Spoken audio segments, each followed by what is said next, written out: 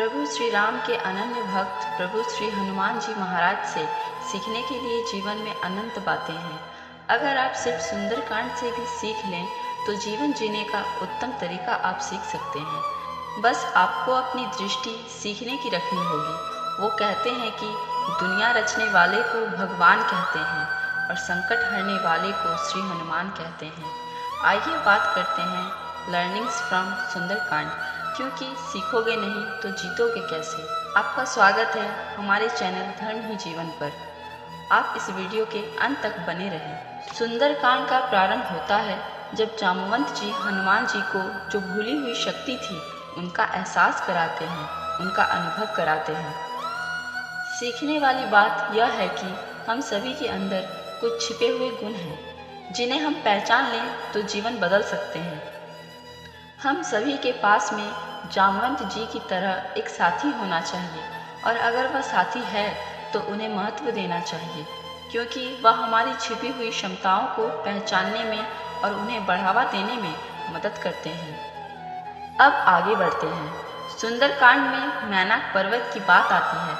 श्री हनुमान जी को लंका की यात्रा के दौरान विश्राम करने में मदद करता है, लेकिन प्रभु श्री हनुमान जी विनम्रता से जो है मदद की घोषणा कर देते हैं। जल निधि रघुपति दूत बेचारी तय मैनाक होई श्रम हारी।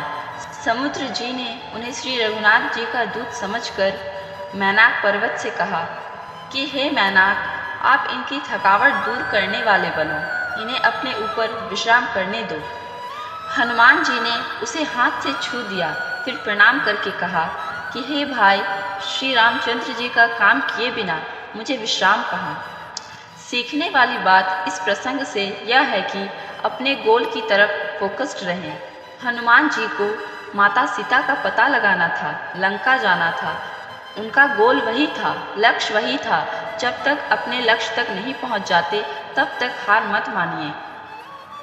कभी कभी अपने लक्ष्यों को छोड़ने के लिए जो बीच में प्रलोभन आते हैं उनको आपको छोड़ना होगा। और कहने का मतलब यह है कि विनम्रता के साथ अगर आपको ना भी कहना पड़े तो विनम्रता के साथ कहिए। प्रस्ताव को जब आप ठुकरा रहे हों तो किसी की भावना को ठेस पहुंचाने की आवश्यकता नहीं है। इसलिए बहुत विनम्रता के साथ हनुमान जी ने क्षमा मांगी और कहा कि जब तक राम जी का काम ना हो जाए विश्राम नहीं कर सकता। अब बात करते हैं सुरसा की, जो हनुमान जी के रास्ते में आती है और भोजन के रूप में उन्हें खाना चाहती है। श्री हनुमान जी कहते हैं कि मुझे जाने दीजिए, अनुरोध करते हैं। उसके बाद जो है वो अपना मुंह खोलती है कि आपको मेरे मुंह में प्रवेश करना पड़ेगा। तो सुरसा अपना मुंह बढ़ाती चली जाती है। हनुमान जी अपना आकार बढ़ाते चले जाते हैं, फिर एकदम से लघु रूप करते हैं, मुंह में प्रवेश करते हैं, जल्दी से बाहर आ जाते हैं। सिर्फ भौतिक शक्ति, सिर्फ शारीरिक शक्ति हर समय काम नहीं आती। कई बार बुद्धि की शक्ति का प्रयोग करना पड़ता है, बल और बुद्धि का संतुलन करना पड़ता है। यही इस प्रसंग से सीखने को मिलता है। जब आवश्यकता पड़े तभी आप शक्तियों का इस्तेमाल करें, और याद रखें कि अपने शब्दों का सम्मान कीजिए। उन शब्दों के प्रति आप वफादार बने रहिए। सुंदरकांड में आगे बढ़ते हैं और लंका की बात करते हैं, जहाँ जब श्री हनुमान जी पहुँच जाते हैं तो एक पर्वत पर रुकते हैं। उस लंका शहर को ध्यान से देखते हैं, विश्लेषण करते हैं, और रात में बहुत छोटे रूप में शहर में प्रवेश करने का वो डिसीजन लेते हैं। पूर रखवारे देखी बहु कपि मन किन विचार, अति लघु रूप धरो निसी नगर करो पैसार। नगर के जो रखवाले थे उनको देख करके हनुमान जी मन में विचार करते हैं कि बहुत छोटा रूप धरता हूँ और रात के समय नगर में प्रवेश करता हूँ। हमेशा अपनी प्रॉब्लम को समझिए, एनालाइज कीजिए, फिर आपको एक प्लानिंग बनानी चाहिए। ये प्रसंग हमें यह सिखाता है। लंकिनी की बात करती हूँ, जो श्री हनुमान जी को छोटे रूप में भी देख लेती हैं और उन्हें शहर में जाने से रोकती हैं। तो हनुमान जी उसे एक मुक्के से मारते हैं और फिर शहर में चले जाते हैं। मसक समान रूप कपि धरी, लंक ही चले सुमरी नरहरि। नाम लंकिनी एक निशिचरी, सो कह चले सी मोहिन इंदरी। हनुमान जी मच्छर के समान छोटा सा रूप धारण करते हैं और नर रूप से लीला करने वाले भगवान श्री रामचंद्र जी का स्मरण करके लंका को चलते हैं। लेकिन लंका के द्वार पर वो लंकिनी नाम की राक्षसी जो थी वो रहती थी। और उसने कहा कि मेरा निरादर कर, यानी कि मुझसे बिना पूछे कहाँ जा रहे हो। और कहने लगी, हे मूर्ख, तूने मेरा भेद नहीं जाना, और जहाँ तक जितने चोर हैं वो सब मेरे आहार हैं। तो महाकवि हनुमान जी उसे घूसा मारते हैं, जिससे वो खून की उल्टी करती हुई पृथ्वी पर लुढ़क पड़ती है। आपका काम जो स्थिति के आधार पर होना चाहिए, अपनी शक्ति का दुरुपयोग नहीं करना चाहिए। हनुमान जी चाहते तो उसका वध भी कर सकते थे, लेकिन सिर्फ एक मुक्का मार के ही उसको धराशायी कर दिया। लंका नगरी में जब प्रवेश करते हैं श्री हनुमान जी, तो एक और प्रसंग आता है कि एक महल में वो तुलसी का पवित्र पौधा देखते हैं। श्री राम जी के धनुष और तीर के निशान वाला एक छोटा सा मंदिर देखते हैं, और फिर विभीषण जी के घर पर पहुंचते हैं।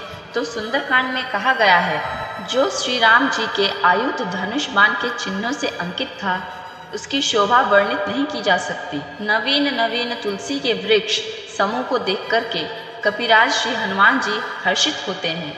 इस प्रसंग से सीखिए कि छोटे से छोटे विवरण पर भी, छोटी से छोटी डिटेल पर भी ध्यान देना चाहिए और तार्किक रूप से जीवन में सोचना चाहिए। आगे प्रसंग आता है कि विभीषण जी समझाते हैं कि वो प्रभु से प्रेम करते हैं, उनका अनुसरण करते हैं, चाहे वो राक्षसों के बीच में रहते हों। लेकिन एक जीव जैसे दांतों से घिरी हुई रहती है, वैसे ही वो राक्षसों के बीच में रहते हुए भी प्रभु का सुमिरन करते रहते हैं। सुनहु पवन सूत रहनी हमारी, जिमी 10 ननी महु जीव बेचारी। तात कबहू मोहि जाने अनाथा, परिहहि कृपा भानुकुल नाथा। विभीषण जी कहते हैं सुंदरकांड में कि हे पवन पुत्र, मेरी रहनी सुनिए। मैं यहाँ वैसे ही रहता हूँ जैसे दांतों के बीच में बेचारी जीव रहती है। हे तात, मुझे अनाथ जानकर क्या सूर्य कुल के नाथ श्री रामचंद्र जी कभी मुझ पर कृपा करेंगे? यह जो प्रसंग है हमें बताता है कि श्री हनुमान जी महाराज जो हैं वो विभीषण जी से मिलते हैं, वो सारी बात को समझते हैं। छोटी छोटी डिटेल जिसके बारे में मैंने कहा, बहुत बारीक जो है विवरण, उसको समझते हैं। और फिर जब विभीषण जी से भेंट होती है तो बातचीत के दौरान ये पता कर लेते हैं कि कहीं ये मुझे गुमराह तो नहीं कर रहे हैं, कहीं कोई झूठ तो नहीं बोल रहे हैं। तो सारी बात वो समझ जाते हैं कि इनकी जो प्रभु के चरणों में अनन्य भक्ति है, मेरी तरह ही है। फिर वो पूछते हैं कि सीता जी कहाँ हैं? माता सीता को मैं ढूंढते हुए आया हूँ। तो बता देते हैं कि आप जाइए अशोक वाटिका में। और उसके बाद जब वो अशोक वाटिका में पहुँच जाते हैं हनुमान जी महाराज, तो फिर एक प्रसंग आता है। श्री हनुमान जी महाराज अशोक वाटिका में पहुँच जाते हैं, माता सीता का ध्यान पूर्वक दर्शन करते हैं, भगवान श्री राम जी की स्तुति करते हैं, और फिर माता सीता जी के सामने भगवान श्री राम की जो मुद्रिका थी, अंगूठी थी, उसे गिरा देते हैं। तब हनुमान जी हृदय में विचार कर माता सीता जी के सामने अंगूठी डाल देते हैं। मानो अशोक ने अंगारा दे दिया, यह समझकर सीता जी ने हर्षित होकर के उसे हाथ में ले लिया।